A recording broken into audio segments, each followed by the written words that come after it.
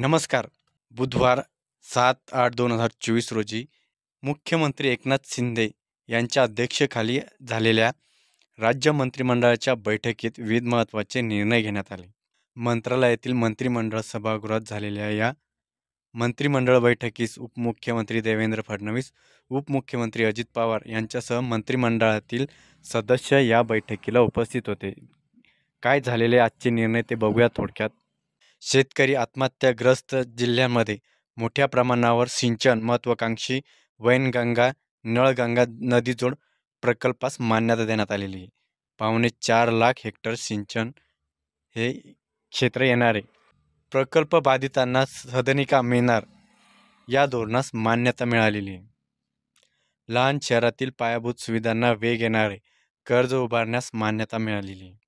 आदिवासी विभागातील प्राथमिक शिक्षकांना शिक्षण पात्रता परीक्षा उत्तीर्ण होण्यासाठी 2 वर्ष मुदतवाढ देण्यात आलेली आहे.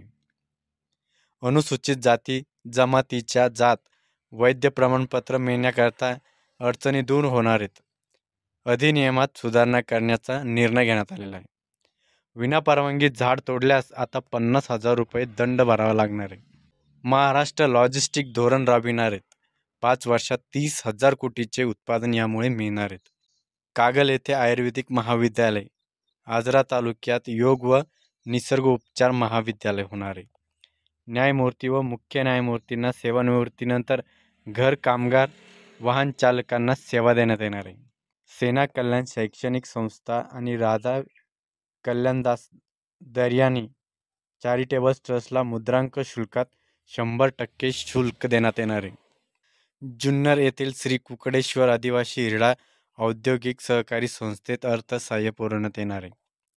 9 ऑगस्ट रोजी राज्यात हर घर तिरंगा अभियान मोठ्या प्रमाणावर राबविणार. 2.5 कोटी घरावर तिरंगा बसविणार आहे. विविध कार्यक्रमाचे यावेळी आयोजन करण्यात येणार आहे. हे होतं आजचं मंत्रिमंडळाचं बैठकीतील निर्णय.